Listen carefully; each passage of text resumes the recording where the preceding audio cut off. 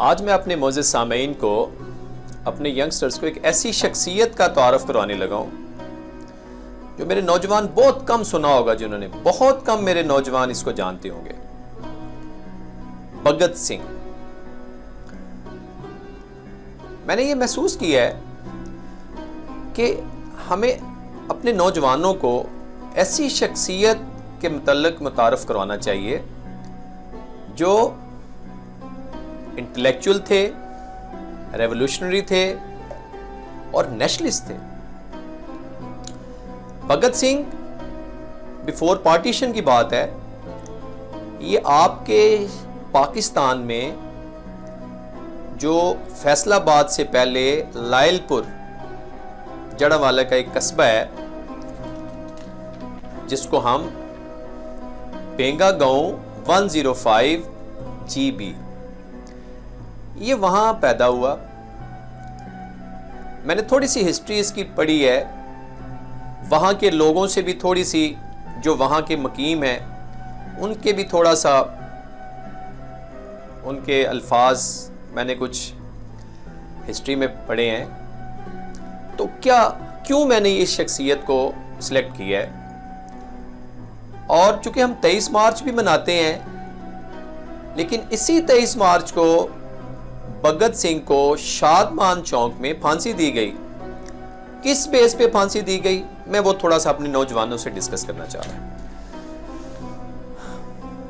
Dear youngsters, ये भगत सिंह अंग्रेजों के, जो अंग्रेज हम पे मुसल्लत थे बिफोर पार्टीशन, उनके खिलाफ था, नेशनलिस्ट था, अपने वतन से मोहब्बत करने वाला था, और ये अंग्रेजों की जो हमारे पे हुकूमत थी मुसल्लत, उसको कबूल नहीं करता था। बहुत अर्ली एज में, बहुत जवान था ये, 12 साल की उम्र में। थोड़ा सा इसके छोटे छोटे क्लिप्स में छोटी छोटी बातें बताऊंगा ताकि मेरे नौजवानों को थोड़ा पता तो चले। अभी भगत सिंह सिर्फ 12 साल का था, जलियांवाला बाग का वाक़या, और उस वाक़या में भी भगत सिंह फ्रंट लाइन पे था और उस वक्त काफी लोग मर गए। फिर जब इसकी उम्र 14 साल की थी सिर्फ, तो मैं नौजवानों के लिए बता रहा हूं ये मैसेज। ननकाना साहब में अंग्रेजों ने बहुत जुल्म किया, कत्लो गारत की। उस वक्त भी ये उस इनकलाब का और जो एहतजाज का अलम इसने बुलंद किया। वतन से मोहब्बत करने वाला था। अदर देन दैट कि वो सिख था, हिंदू था, क्या था, फॉरगेट अबाउट इट। आपको पता है मेरी कोशिश होती है कि मैं ऐसी चीज को डिस्कस करूं। बहुत बड़ा रीडर था, हर वक्त इसके हाथ में एक आध बुक जरूर होती थी, और कुछ तारीख में मिलता है कि ये साल में 200 to 300 बुक्स पढ़ता था ये।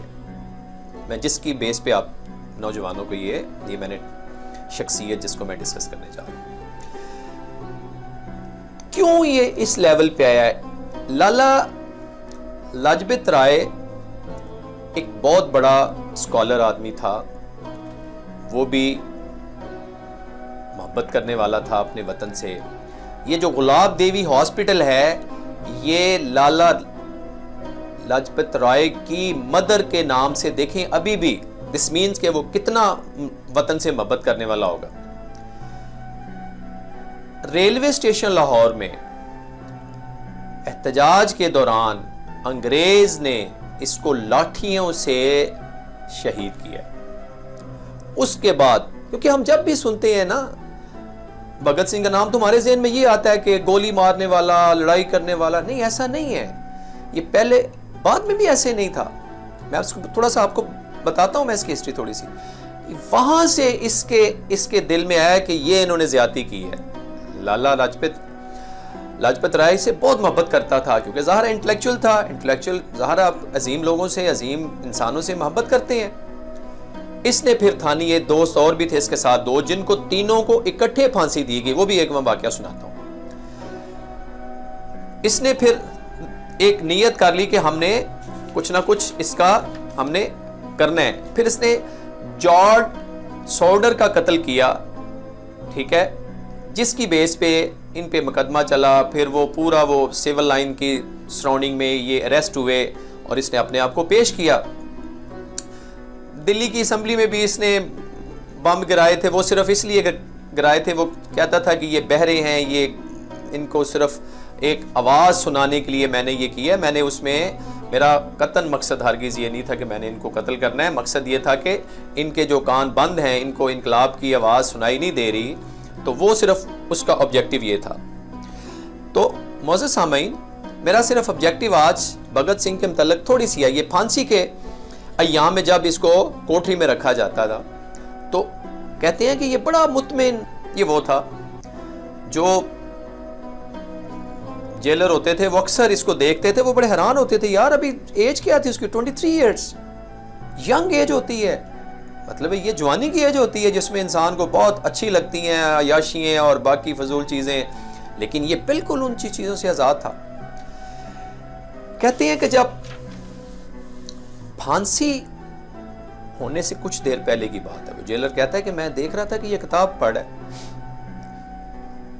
सोशलिस्ट था, सोशलिस्ट से रिलेटेड ये किताब पढ़ा था कैपिटल पनिशमेंट से पहले। तो कहता मैं इसके चेहरे पे बड़ी मतलब मुतमिन था चेहरा, किसी किस्म का कोई खौफ कोई। और मैंने तारीख में पढ़ा है कि इसके जवाहरलाल नेहरू इसको आगे मिला, इसने कहा मैं आपके लिए तहरीक चलाता हूँ, मैं ये करता हूँ, आप रहम की अपील करो। इसने कहा मुझे फांसी होने दो, मेरे फांसी होने से ये वतन आज़ाद होगा। ऐसी मतलब ये हमारे ऊपर कर्ज है बीइंग पाकिस्तानी।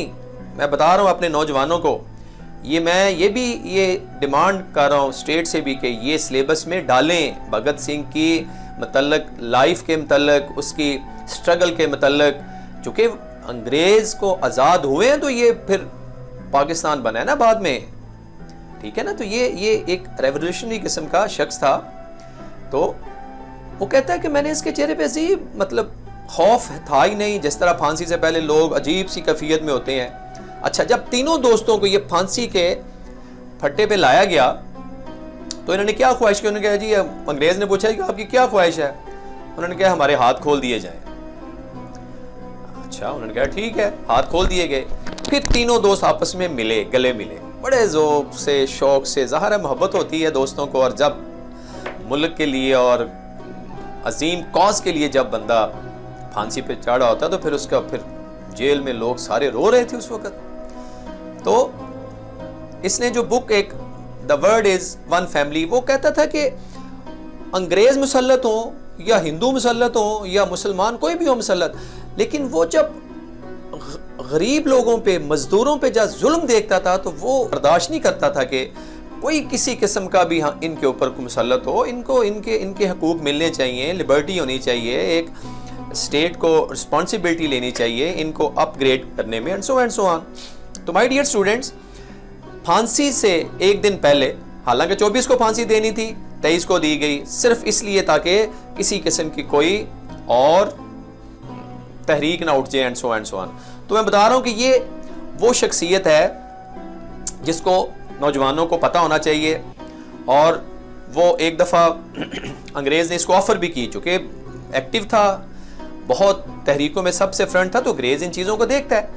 उसने कहा मैं आपको आपके एरिया में इतनी ज़मीन दे देता हूँ, उसके वर्ड तारीख में लिखे हुए हैं। उसने कहा था कि ये ज़मीनें आप हमें देंगे, ये ज़मीनें तो है ही हमारी, आपने कब्जा किया हुआ है, आप ऑक्युपाइड हो, आपको तो हम आपके वजूद को बर्दाश्त नहीं करते।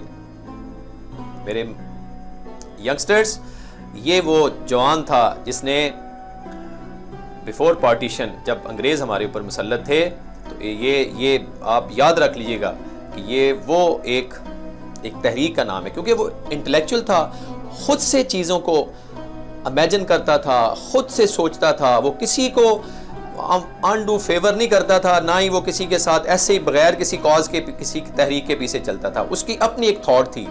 तो मैं नौजवानों को यहाँ पे भगत सिंह का एक मैसेज देना चाहूँगा कि आप भी अपनी एक सोच का एक म्यार रखें, एक अपनी एक थॉट रखें, वतन से मोहब्बत, अपने कॉज से मोहब्बत और इल्म से मोहब्बत। इल्म दोस्त था, देखें उस दौर में, ये 1931 की बात है जब इसको 23 मार्च को फांसी दी गई। उस वक्त इसकी एज 23 ईयर्स थी, 23 ईयर्स एज थी इसकी, लेकिन इसने साबित किया कि जो जवान खुद से सोचता है, एक कॉज के तहत लाइफ गुजार रहा है, वही कामयाब है। तो उम्मीद करता हूँ कि ये छोटी सी मेरी कोशिश, मैंने इसके मतलब कोई बहुत तारीख को नहीं खोला, ना ही मैं तारीख का स्टूडेंट हूँ, मैंने सिर्फ भगत सिंह की एक जो कॉज थी कि वो मजदूरों को उनके राइट दिलवाने में, कोई भी वो अंग्रेज हो मुसल्लत हो या वो कहता था वो उस पर सिख मुसल्लत हो या कोई भी, उनको उनके राइट्स मिलने चाहिए। तो उम्मीद करता हूँ कि ये हमारी कोशिश जो है वो नौजवानों तक मैसेज पहुंचा होगा।